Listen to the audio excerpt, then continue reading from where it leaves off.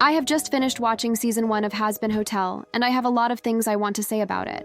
From the music, to the animation and the pacing. There are lots of pros and cons, but considering the background of the show, and where it all began when Vivzi first started working on making an animation. It's truly incredible what she's managed to accomplish, and really inspiring. She's made her own path from creating indie content to getting recognized by massive companies like Amazon and A24.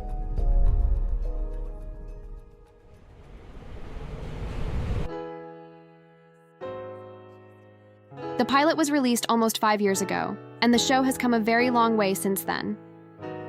We follow Charlie, the Princess of Hell, as she pursues her goal of rehabilitating sinners with the intention for them to be accepted into heaven, to reduce the overpopulation in hell.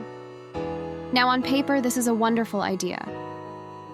But when you realize that the majority of demons in hell don't actually care about improving themselves, this becomes seemingly impossible.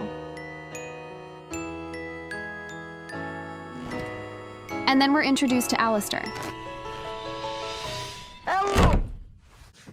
Right off the bat, he tells Charlie why he wants to help with the hotel, which is purely for his own entertainment of watching people fail. Now, this does make sense and aligns with his character, but we don't really know for sure what his true intentions are. But he clearly shows that he doesn't believe her plan would actually work by mocking her with a trailer to the hotel, which I thought was pretty funny. So, what do you think?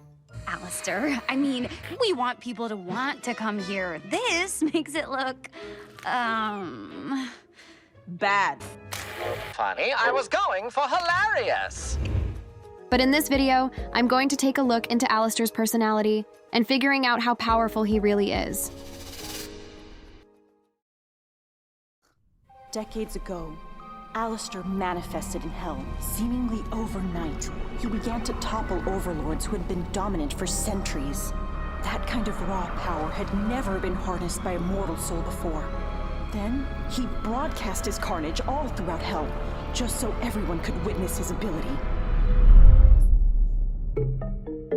In the pilot, when Vaggie describes his backstory, we get the impression that he is one of the most powerful overlords known in hell. And I honestly believed that no other overlord could beat him. Until episode 3 of the release season. Alastor? Yes, I know, I've been absent some time. I'm sure you've all been wondering. Not really, but welcome back in any case.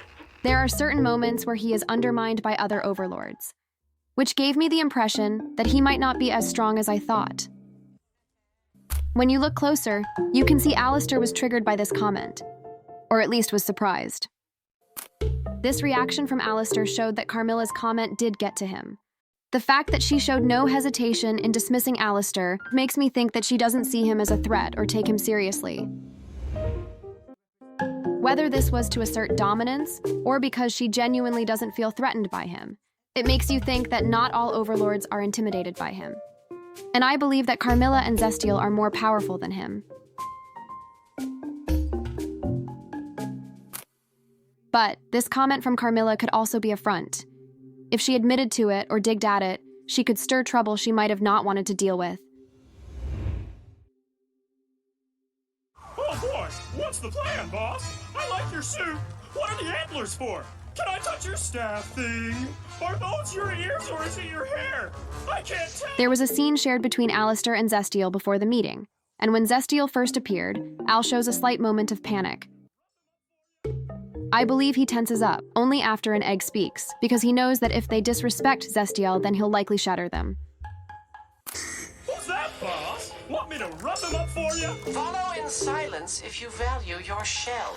But at the same time, this could also be because he cares about Zestiel's respect and doesn't want the eggs to make him look bad. But one thing I noticed were that sinners on the street started reacting to the overlords only after Zestiel appeared, whereas Alastor is seen walking without these kinds of reactions.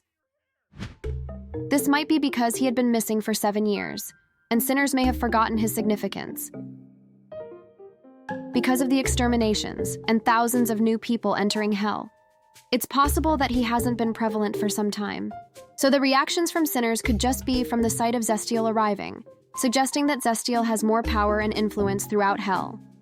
However, we still don't really know that much about him or his past, so I would take everything I say with a grain of salt. Now, in comparison, we have Vox. Well, who else is there? Someone who owes you money? Someone who owes us much more than money. The radio demon is there. What did you just say? You heard me. According to Vivzy, Vox and Alastor don't get along because of their opposing views on technology, with Alastor disliking anything invented after his death in the 1930s, and Vox preferring modern tech, which is where their rivalry begun on who proves to be more popular among viewers. Vox has some sort of fixation with Alastor and desperately wants Alastor to notice him.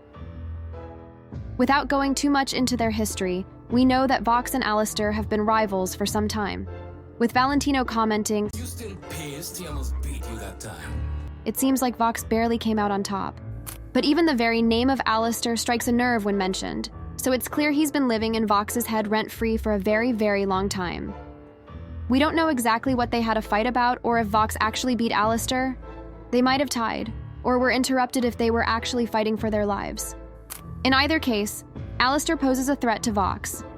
He has been at the top of the tech sector up to this point, with only Al appearing to be his worthy rival.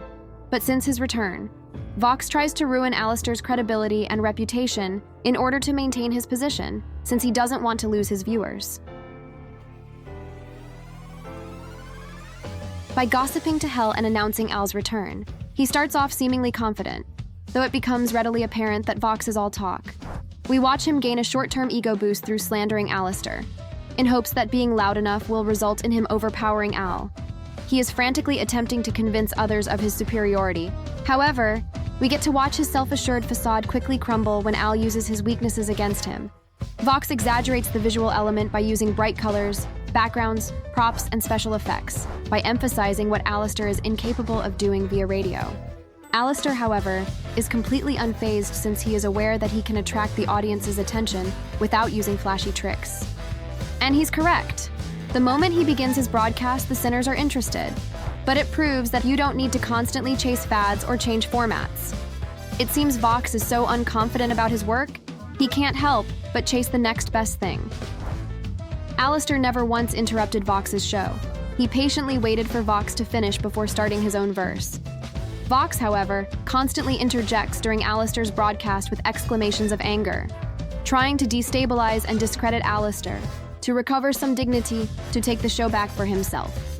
Alastor barely reacts and more or less ignores Vox and continues speaking, completely unbothered. He doesn't stoop down to Vox's level to fight back. He only begins broadcasting on air after Vox first announces he's back. Al would have had to rebuild his listening audience from the ground up. Instead, most of hell probably heard Vox scrabble and fail miserably, and are now tuning in to Alastor's radio. He clearly knows how to push Vox's buttons, targeting his insecurities, making him so worked up to the point where he self-destructs and causes a blackout throughout hell. There's no doubt that Vox is strong and influential, but he lacks Alastor's cunning and emotional restraint. Vox ultimately loses not necessarily because he is weaker, but because he cannot control himself. Al's calm demeanor throughout the song shows he doesn't feel threatened. He knows who he is and what he's capable of. He lets his actions speak for him. By keeping composure, he asserts that he is the one in control.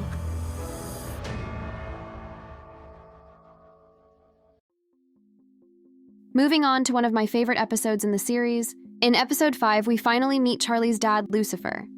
And there's a lot to unpack here. When Lucifer meets Alastor, he completely looks over him, figuratively, Who is this? Who is this now? Are you the bellhop? dismissing him from having any importance. I am the host of the hotel. You might have heard of me from my radio broadcast. Alastor mentions his radio broadcast looking to gain recognition and respect, Nope. I guess that's why Charlie called it the Hazbin Hotel. but he just doesn't care one bit. Al seems to want Lucifer to take notice in him and begins to mock Lucifer within the first 5 seconds of meeting him. Pleasure to be meeting you, sir. Quite a pleasure. It's nice to finally put a face to the name. You are much shorter in real life. And when you think about it, this is the first time we've seen Al be the one to initiate conflict with someone. And of all the people he could have picked to antagonize and provoke, he chose the King of Hell. One of the few people that would absolutely destroy Alastor. It was actually my idea. Well, it's not very clever. Oh! You. Okay, anyway. During their quarrel, Alastor swears, which I believe was for the first time in the show. So this was pretty out of character for him. While usually he presents himself as classy and witty, this response felt incredibly personal. It was as if he broke character for a split second. And Vivzie actually explained why this was in a live stream when she said he was face to face with a being so ridiculously more powerful than him that he felt threatened and wanted a way of asserting dominance over him without picking a fight he knew he would lose. Although Charlie is also more powerful than Alastor, as shown in this hierarchy. Al doesn't seem to see her as an issue because she is kind-hearted and believes that all demons have good inside of them, no matter how bad they are. So instead of fighting Lucifer physically, he decides to attack him emotionally. If we take a closer look, you can actually see Al constantly analyzing Lucifer's body language and trying to figure out how to get under his skin. And once he discovered Lucifer's insecurities about being a bad father, he didn't hold back. By acting as if he is closer to Charlie than Lucifer is, he uses Charlie to aggravate Lucifer by making him feel as though he's been replaced, exploiting his weaknesses. Al gains power by doing this and simply enjoys seeing that he can get a reaction out of Lucifer.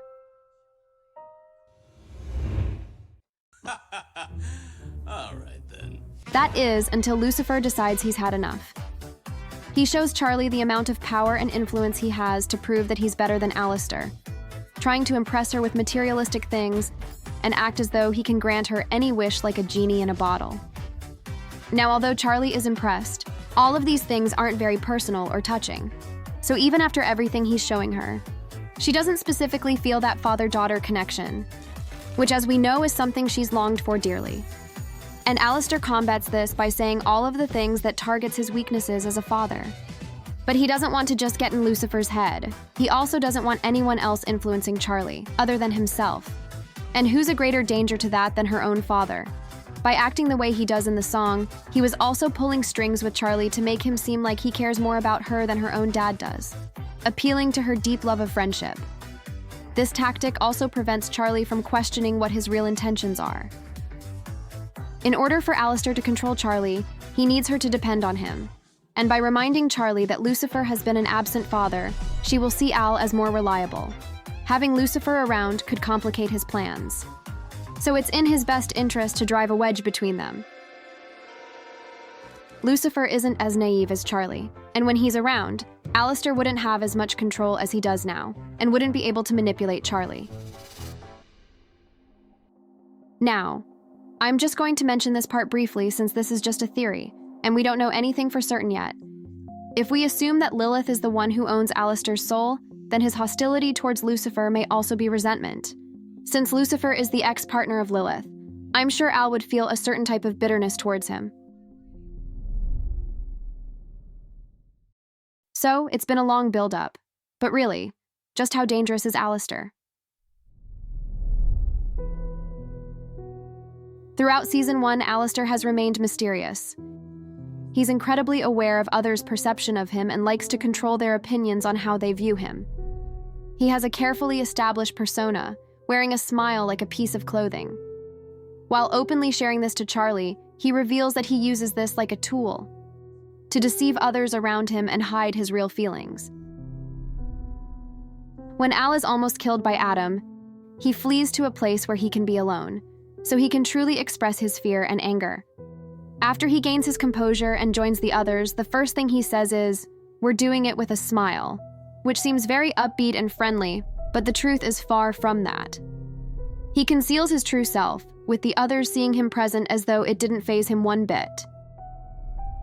Although he may pretend to be sincere, he thoroughly enjoys the suffering of others with a notoriously sadistic sense of humor, finding death and destruction, in general, to be hilariously funny, especially if he is the one who causes it. And this is where Alastor's true power shines through. His ability to control and manipulate others without them directly realizing it, using intelligence and playing his opponents like it's a game of chess. He has a strategic approach to getting his desired outcome, which is why he wants to remain close to Charlie for this very reason. With Alastor saying, "She's filled with potential, I could guide," and Rosie saying, "I concur, stick with her, you'll be on the winning side." He is playing the long game and slowly gaining their trust to lower their guards around his motives.